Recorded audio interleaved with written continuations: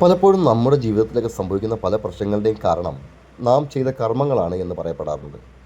എന്നാൽ ഒരു നായ ഒരു തെരുവിൽ അതിൻ്റെ ശരീരം മുഴുവൻ വ്രണമായിക്കൊണ്ട് അലഞ്ഞു നടക്കുന്നത് ആ മിണ്ടാപ്രാണി ചെയ്ത ഏത് കർമ്മങ്ങളുടെ ഫലമായിട്ടാണ് എന്ന് നമുക്കൊരിക്കലും മനസ്സിലാക്കാൻ സാധിക്കുകയില്ല. എന്താണ് കർമ്മങ്ങൾ, ഏതൊക്കെ രീതിയിലാണ് അത് നമുക്ക് പ്രശ്നങ്ങൾ ഉണ്ടാക്കുന്നത്, ഏതൊക്കെ രീതിയിലുള്ള കർമ്മങ്ങളാണ് നമ്മുടെ ആത്മാവിൻ്റെ പുരോഗതിയിലേക്കും ഏതൊക്കെ കർമ്മങ്ങളാണ് നമ്മുടെ ആത്മാവിൻ്റെ അധോഗതിയിലേക്ക് നയിക്കുന്നത് എന്നും വിശദമായ ഒരു വീഡിയോയാണ് ഈ ചെയ്യുന്നത്. ഭാരതീയ പുരാണങ്ങളെ അടിസ്ഥാനമാക്കി നോക്കുകയാണെങ്കിൽ ഒരു മനുഷ്യൻ തൻ്റെ ജീവിതത്തിൽ ചെയ്യുന്ന കർമ്മങ്ങൾ താഴെ തട്ടിലേക്ക് പോവുകയാണെങ്കിൽ ആ മനുഷ്യൻ അടുത്ത ജന്മത്തിൽ മറ്റൊരു ജീവിയായിട്ട് ജനിക്കേണ്ടതായിട്ട് വരുന്നുണ്ട്. അതായത് നായയോ പൂച്ചയോ അങ്ങനെയൊക്കെയുള്ള ജീവികളായിട്ട് ജനിക്കേണ്ടി വരുന്നതായിട്ട് പറയുന്നുണ്ട്. ഇതിനെക്കുറിച്ചെല്ലാം വിശദമായിട്ട് തന്നെ നമുക്ക് നോക്കേണ്ടതായിട്ടുണ്ട്. കർമ്മണ്യവാധികാരസ്ഥേ മാ ബലേഷു കഥാചന എന്ന് പറയുന്നത് പോലെ ബലത്തെക്കുറിച്ച് അമിതമായി ആകുലപ്പെടുന്നത് നമ്മുടെ ഇപ്പോഴത്തെ പ്രവൃത്തിയുടെ വേഗത കുറയ്ക്കുമെന്നുള്ള സത്യമാണ്. വലിയ ലക്ഷ്യത്തെക്കുറിച്ച് ഓർത്ത് ഭയപ്പെടാതെ ഇന്നത്തെ ദിവസം ചെയ്യേണ്ട ചെറിയ കാര്യങ്ങളിൽ മാത്രം ശ്രദ്ധ കേന്ദ്രീകരിക്കുകയാണെങ്കിൽ ഏത് ലക്ഷ്യത്തിലേക്കും നമുക്ക് എത്തിപ്പെടാൻ സാധിക്കുന്നതാണ്. ആകയാൽ ജീവിതത്തിൻ്റെ മോശം സാഹചര്യങ്ങളിലും ജീവിതത്തിലുണ്ടാകുന്ന ഞെരുക്കങ്ങളിലും ഈ ഒരു വീഡിയോ നിങ്ങൾക്കൊരു മാർഗനിർദ്ദേശം നൽകുവാൻ വേണ്ടിയാണ് ചെയ്തിട്ടുള്ളത്. അത്തരത്തിൽ നാം യാതൊന്നും തന്നെ ചെയ്തില്ല എങ്കിൽ പോലും, നാം മറ്റാർക്കും യാതൊരു ബുദ്ധിമുട്ടും വരുത്തിയില്ല എങ്കിൽ പോലും നമുക്ക് കർമ്മങ്ങൾ കാരണമായിട്ടാണ് നമ്മുടെ ജീവിതത്തിലെ ബുദ്ധിമുട്ടുകൾ വരുന്നത് എന്നത് എന്തെങ്കിലും അടിസ്ഥാനമുള്ളതാണോ? കർമ്മങ്ങൾ കാരണമായിട്ട് നമ്മുടെ ജീവിതത്തിൽ പ്രശ്നങ്ങൾ ഉണ്ടാവില്ല എന്നല്ല, അല്ലെങ്കിൽ നമ്മുടെ ജീവിതത്തിലേക്ക് വരുന്ന എല്ലാ പ്രശ്നങ്ങളുടെയും കാരണം കർമ്മങ്ങളാണോ? നമുക്ക് വിശദമായി തന്നെ അതിനെക്കുറിച്ച് പഠിക്കേണ്ടതായിട്ടുണ്ട്. നമുക്ക് വീഡിയോയിലേക്ക് കടക്കാം. അങ്ങേറ്റം വേദനാജനകമായിട്ടുള്ള ഒരു കാഴ്ചയാണിത്. ഒരു മിണ്ടാപ്രാണി ഇത്രയധികം കഷ്ടപ്പെടുന്നത് കാണുമ്പോൾ ആർക്കായാലും വിഷമം തോന്നും. ശാസ്ത്രീയമായിട്ടും തത്വശാസ്ത്രപരമായിട്ടുമുള്ള കാഴ്ചപ്പാടുകൾ ഇതിനായിട്ടുണ്ട്. ശാസ്ത്രീയമായി നോക്കിയാൽ ഇത് കർമ്മങ്ങളുടെ ഫലമല്ല, മറിച്ച് സാഹചര്യങ്ങളുടെയും രോഗങ്ങളുടെയും ഫലമാണെന്ന് നമുക്ക് കാണാൻ സാധിക്കും. തെരുവ് നായ്ക്കളിൽ കണ്ടുവരുന്ന മാഞ്ചു പോലുള്ള ചർമ്മരോഗങ്ങളോ മുറിവുകളിൽ വന്നിരിക്കുന്ന പുഴുക്കളോ ആയിരിക്കാം ശരീരം പഴുക്കാൻ കാരണമായത്. കൃത്യമായ ചികിത്സ കിട്ടാത്തതുകൊണ്ട് അത് വഷളാവുകയും ചെയ്യും.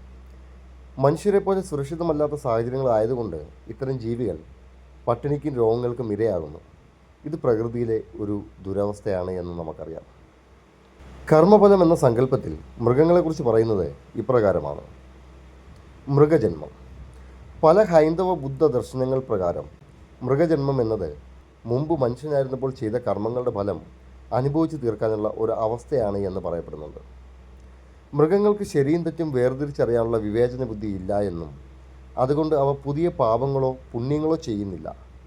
അവ കേവലം പഴയ കർമ്മങ്ങളുടെ ഫലം അനുഭവിക്കുക മാത്രമാണ് ചെയ്യുന്നത് എന്നാണ് ഈ വിശ്വാസം പറയുന്നത്. വേദന അനുഭവിക്കുന്ന ഒരു ജീവിയെ സഹായിക്കുക എന്നത് മനുഷ്യൻ എന്ന നിലയിൽ നമ്മുടെ ധർമ്മമാണ്. മനുഷ്യൻ മൃഗമായി ജനിക്കുമോ എന്ന ചോദ്യം കാലങ്ങളായി മനുഷ്യൻ ചോദിക്കുന്ന ഒരു പ്രധാന ചോദ്യമാണ്. ഇതിന് പ്രധാനമായും ആത്മീയവും അതുപോലെ യുക്തിസഹമായ വശങ്ങളുമുണ്ട്. ഭാരതീയ ദർശനങ്ങളിൽ ഇതിനെക്കുറിച്ച് വ്യക്തമായ ചില കാഴ്ചപ്പാടുകളുണ്ട്. അതിനെക്കുറിച്ചുള്ള പ്രധാന വിശദ വിവരങ്ങൾ നമുക്ക് നോക്കേണ്ടതായിട്ടുണ്ട്. സനാതനധർമ്മം, ബുദ്ധമതം, ജൈനമതം എന്നിവ പ്രകാരം ആത്മാവിന് നാശമില്ല. ശരീരം ഒരു വസ്ത്രം പോലെയാണെന്നും അത് മാറിക്കൊണ്ടിരിക്കുമെന്നും ഈ ദർശനങ്ങൾ പറയുന്നുണ്ട്. ഒരാൾ ജീവിച്ചിരിക്കുമ്പോൾ പുലർത്തുന്ന സ്വഭാവത്തെയും ആഗ്രഹങ്ങളെയും വാസനകൾ എന്ന് വിളിക്കപ്പെടുന്നു. ഉദാഹരണത്തിന്, ഒരാൾ തൻ്റെ ജീവിതകാലം മുഴുവൻ ആഹാരത്തോടും ഉറക്കത്തോടും മാത്രം താല്പര്യം കാണിച്ച് വിവേചന ബുദ്ധി ഉപയോഗിക്കാതെ ജീവിച്ചാൽ അടുത്ത ജന്മത്തിൽ ആ വാസനകൾക്ക് അനുയോജ്യമായ ഒരു മൃഗശരീരം ലഭിക്കുമെന്ന് വിശ്വസിക്കപ്പെടുന്നുണ്ട്. മനുഷ്യജന്മം എന്നത് പുണ്യവും പാപവും ചെയ്യാൻ കഴിയുന്ന ഒരു കർമ്മഭൂമിയാണ്. എന്നാൽ മൃഗജന്മം എന്നത് നേരത്തെ ചെയ്ത കർമ്മങ്ങളുടെ ഫലം അനുഭവിച്ച് തീർക്കാനുള്ള യോഗഭൂമിയാണ്. അതുകൊണ്ട് പാപകർമ്മങ്ങൾ അധികമായാൽ ആത്മാവ് താഴ്ന്ന യോനികളിൽ, അതായത് മൃഗങ്ങൾ, പക്ഷികൾ എന്നിവയൊക്കെയായി ജനിക്കുമെന്ന് പുരാണങ്ങളിൽ പറയുന്നു. ശാസ്ത്രം പറയുന്നത് കുരങ്ങിൽ നിന്ന് മനുഷ്യനിലേക്കുള്ള പരിണാമത്തെക്കുറിച്ചാണെങ്കിൽ ആത്മീയത പറയുന്നത് ബോധമനസ്സിൻ്റെ പരിണാമത്തെക്കുറിച്ചാണ്. മനുഷ്യന് ലഭിച്ചിട്ടുള്ള ഏറ്റവും വലിയ പ്രത്യേകത വിവേചന ബുദ്ധിയാണ്. ശരിയും തെറ്റും തിരിച്ചറിയാനുള്ള ഈ കഴിവ്. ഇതുപയോഗിക്കാതെ കേവലം മൃഗീയമായ വികാരങ്ങൾക്ക് അടിമപ്പെട്ട് ജീവിക്കുന്ന ഒരാൾ ആത്മീയമായി താഴേക്ക് പോകുന്നു എന്ന് പറയപ്പെടുന്നു. ഇത്തരത്തിൽ ബോധം താഴേക്ക് പോകുമ്പോൾ അടുത്ത ഘട്ടത്തിൽ ആ വ്യക്തിയുടെ സ്വഭാവത്തിന് യോജിച്ച ഒരു മൃഗരൂപം പ്രകൃതി നൽകുന്നു എന്നാണ് സങ്കല്പം. ചില ആധുനിക ചിന്തകരും ആത്മീയ ഗുരുക്കളും, ഉദാഹരണത്തിന് സദ്ഗുരുവിനെ പോലെയുള്ളവരൊക്കെ പറയുന്നത്, മനുഷ്യൻ ഒരിക്കലും മനുഷ്യനായി ജനിച്ചാൽ പിന്നെ മൃഗമായി പിന്നോട്ട് പോകില്ല എന്നാണ്. അവരുടെ അഭിപ്രായത്തിൽ മനുഷ്യൻ്റെ ബോധം വികസിച്ചു കഴിഞ്ഞതാണ്. അതൊരു ബലൂൺ വീർപ്പിച്ചതുപോലെയാണ്. അത് വീണ്ടും ചെറുതാകാൻ പ്രയാസമാണ്. എങ്കിലും മനുഷ്യനായി ജനിച്ചിട്ടും മൃഗതുല്യമായി ജീവിക്കുന്നവർ ആ ജന്മത്തിൽ തന്നെ വലിയ ദുരിതങ്ങൾ അനുഭവിക്കേണ്ടി വരുമെന്ന് ഇവർ കരുതുന്നുണ്ട്. മനുഷ്യൻ മൃഗമായി ജനിക്കുമോ എന്ന് ഓരോരുത്തരുടെയും വിശ്വാസത്തെ ആശ്രയിച്ചിരിക്കുന്നു. എന്നാൽ എല്ലാ ദർശനങ്ങളിലും പറയപ്പെടുന്ന ഒരു കാര്യമുണ്ട്. ഇപ്പോൾ കിട്ടിയിരിക്കുന്ന ഈ മനുഷ്യജന്മം വളരെ വിലപ്പെട്ടതാണ്. സ്നേഹവും കാരുണ്യവും വിവേചന ബുദ്ധിയും ഉപയോഗിച്ചുകൊണ്ട് ജീവിക്കുക എന്നതാണ് ഒരു മനുഷ്യൻ്റെ ലക്ഷ്യം. ആത്മാവിൻ്റെ യാത്രയെക്കുറിച്ചും പുനർജന്മത്തിൻ്റെ ഗഹനമായ വശങ്ങളെക്കുറിച്ചും നമുക്ക് അല്പം കൂടി വിശദമായിട്ട് സംസാരിക്കാം. ഭാരതീയ ദർശനങ്ങളിലും മറ്റു പൗരസ്ത്യ ചിന്തകളിലും ഇതിനെ ഒരു ചക്രമായിട്ടാണ് കാണുന്നത്. ഈ യാത്രയെക്കുറിച്ച് പ്രധാനപ്പെട്ട 3 കാര്യങ്ങൾ നമുക്ക് നോക്കാം. നമ്മുടെ ഈ ഭൗതിക ശരീരം നശിച്ചാലും സൂക്ഷ്മ ശരീരം നശിക്കുന്നില്ല എന്നാണ് വിശ്വാസം. നമ്മുടെ ആഗ്രഹങ്ങൾ, ശീലങ്ങൾ, ഭയങ്ങൾ, ഓർമ്മകൾ എന്നിവയെല്ലാം ഈ സൂക്ഷ്മ ശരീരത്തിലാണ് ഇരിക്കുന്നത്. ഒരു പൂവിൻ്റെ ഗന്ധം കാറ്റിലൂടെ മറ്റൊരു സ്ഥലത്തേക്ക് എത്തുന്നത് പോലെ ഈ വാസനകൾ ആത്മാവിനെ അടുത്ത ജന്മത്തിലേക്ക് നയിക്കുന്നു എന്ന് പറയുന്നു.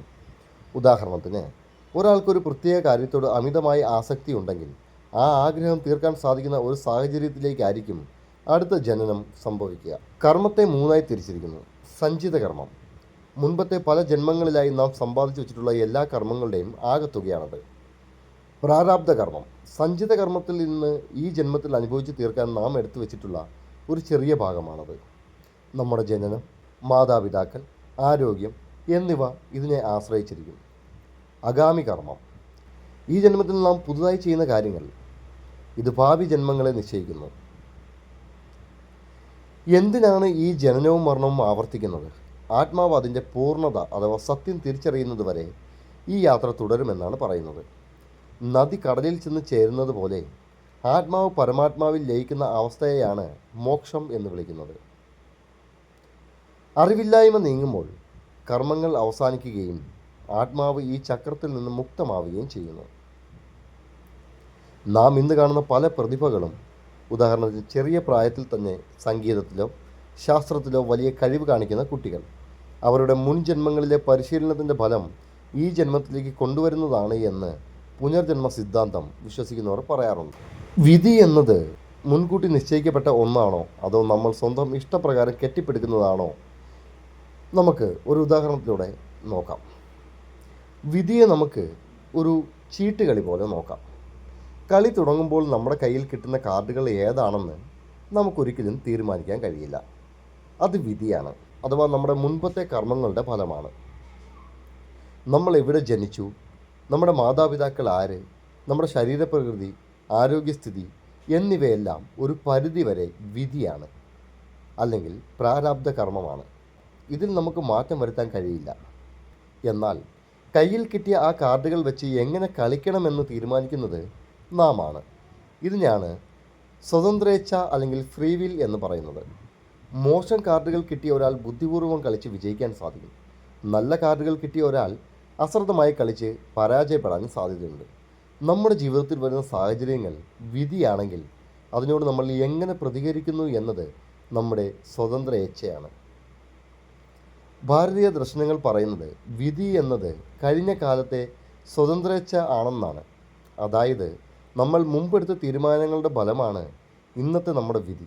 അതുപോലെ ഇന്ന് നമ്മൾ എടുക്കുന്ന തീരുമാനങ്ങളാണ് നാളത്തെ നമ്മുടെ വിധിയായി മാറുന്നത്. നിങ്ങളുടെ ഭൂതകാലം നിങ്ങളുടെ വർത്തമാനത്തെ സ്വാധീനിക്കുന്നുണ്ടാകാം. എന്നാൽ നിങ്ങളുടെ ഭാവി നിങ്ങളുടെ വർത്തമാനകാലത്തെ പ്രവൃത്തികളെ ആശ്രയിച്ചിരിക്കുന്നു. നമ്മൾ വെറും ഒരു ഇരയല്ല എന്ന് തിരിച്ചറിയാനാണ് ഈ ഒരു അറിവ് സഹായിക്കുന്നത്. എൻ്റെ വിധി ഇങ്ങനെയായിപ്പോയി എന്ന് പറഞ്ഞ് നിരാശപ്പെടാതെ കയ്യിലുള്ള സാഹചര്യങ്ങൾ വെച്ച് എങ്ങനെ മികച്ച രീതിയിൽ മുന്നോട്ട് പോകാമെന്ന് ചിന്തിക്കാൻ ഇത് നമ്മെ പ്രേരിപ്പിക്കുന്നുണ്ട്. നമ്മൾ ആദ്യം സംസാരിച്ച ആ നായയുടെ കാര്യം തന്നെ നോക്കാം. ആ ജീവിക്ക് തൻ്റെ അവസ്ഥ മാറ്റാൻ വിവേചന ബുദ്ധി ഇല്ലാത്തതുകൊണ്ട് അതിന് സ്വതന്ത്രേച്ഛ ഉപയോഗിക്കാൻ കഴിയുന്നില്ല. എന്നാൽ അത് കാണുന്ന നമുക്കാകട്ടെ നമ്മുടെ സ്വതന്ത്രേച്ഛ ഉപയോഗിച്ച് ആ ജീവിയെ രക്ഷിക്കാനും സഹായിക്കാനും കഴിയുന്നതാണ്. അതാണ് മനുഷ്യജന്മത്തിൻ്റെ ശ്രേഷ്ഠത. എത്ര ശ്രമിച്ചിട്ടും പരാജയങ്ങൾ മാത്രം നേരിടേണ്ടി വരുന്നത് മാനസികമായി വലിയ തകർച്ചയുണ്ടാക്കുന്ന കാര്യമാണ്. ഇതിനെ നമുക്ക് രണ്ട് രീതിയിൽ വിശകലനം ചെയ്യാം. ഒന്ന് പ്രായോഗികമായ വശവും മറ്റൊന്ന് നാം സംസാരിച്ചുകൊണ്ടിരിക്കുന്ന കർമ്മപരമായ വശവും. നമ്മൾ സംസാരിച്ച പ്രാരാബ്ധ കർമ്മം ഇവിടെ ഒരു ഘടകമായേക്കാം. ചിലപ്പോൾ നമ്മൾ ഈ ജന്മത്തിൽ ചെയ്യുന്ന കഠിനാധ്വാനത്തിന് തടസ്സമായി നിൽക്കുന്നത് പഴയ ചില കർമ്മങ്ങളുടെ ഫലങ്ങളാകാമെന്ന് പറയപ്പെടുന്നു. ഒരു വിത്തിട്ടാൽ ഉടനെ ഫലം കിട്ടണമെന്നില്ല. ചിലപ്പോൾ നമ്മൾ ഇപ്പോൾ ചെയ്യുന്ന നല്ല കാര്യങ്ങളുടെ ഫലം ലഭിക്കാൻ സമയമെടുക്കും. പരാജയങ്ങൾ പലപ്പോഴും നമ്മുടെ ക്ഷമയെയും ലക്ഷ്യത്തോടുള്ള ഉറപ്പിനെയും പരീക്ഷിക്കാനുള്ള പ്രകൃതിയുടെ വഴിയാണെന്നും ചില ദർശനങ്ങൾ പറയുന്നുണ്ട്. പ്രായോഗികമായ വിശകലനം നോക്കുകയാണെങ്കിൽ പലപ്പോഴും പരാജയം സംഭവിക്കുന്നത് കഠിനാധ്വാനത്തിൻ്റെ കുറവ് കൊണ്ടാവില്ല, ചെറിയ പിഴവുകൾ കൊണ്ടായിരിക്കാം. കുറച്ച് കാര്യങ്ങൾ നമ്മൾ ചിന്തിച്ച് നോക്കുകയാണെങ്കിൽ ഒരു ചുവരിൽ എത്ര ശക്തിയായി ഇടിച്ചാലും അത് തകരണമെന്നില്ല. എന്നാൽ ഒരു ചെറിയ ആണി ഉപയോഗിച്ച് കൃത്യമായ സ്ഥാനത്ത് അടിച്ചാൽ അതിൽ മാറ്റം വരുന്നതായിട്ട് കാണാൻ സാധിക്കും. നമ്മുടെ അധ്വാനം കൃത്യമായ ദിശയിലാണോ എന്ന് പുനഃപരിശോധിക്കേണ്ടതായിട്ടുണ്ട്. എല്ലാം ഒത്തുവരാൻ ചിലപ്പോൾ പ്രകൃതി നിശ്ചയിച്ച ഒരു സമയമുണ്ടാകാം. നമ്മൾ വിതച്ച വിത്ത് മുളയ്ക്കാൻ അതിൻ്റേതായ സമയമെടുക്കും. അതുവരെ ക്ഷമയോടെ ഇരിക്കുക എന്നത് വലിയൊരു പോരാട്ടമാണ്. ഓരോ പരാജയവും നമുക്ക് ചില കാര്യങ്ങൾ പഠിപ്പിച്ചു തരുന്നുണ്ട്. അത് പ്രകൃതി നമ്മോട് പറയുന്നതാവാം, ഇത് ശരിയായ വഴിയല്ല എന്ന്. പരാജയപ്പെടുമ്പോൾ തോറ്റു കൊടുക്കാതിരിക്കുക എന്നതാണ് പ്രധാനം. ഫലത്തിൽ ശ്രദ്ധിക്കാതിരിക്കുക. കർമ്മണ്യേവാധികാരസ്ഥേ മാ ഫലേഷു കഥാചന എന്ന് പറയുന്നത് പോലെ ഫലത്തെക്കുറിച്ച് അമിതമായി ആകുലപ്പെടുന്നത് നമ്മുടെ ഇപ്പോഴത്തെ പ്രവൃത്തിയുടെ വേഗതയെ കുറയ്ക്കും. വലിയ ലക്ഷ്യത്തെക്കുറിച്ച് ഓർത്ത് ഭയപ്പെടാതെ ഇന്നത്തെ ദിവസം ചെയ്യേണ്ട ചെറിയ കാര്യങ്ങൾ മാത്രം ശ്രദ്ധ കേന്ദ്രീകരിക്കേണ്ടതാണ്. നമ്മുടെ കഠിനാധ്വാനവും ആത്മാർത്ഥതയും ഒരിക്കലും വെറുതെയാകില്ല.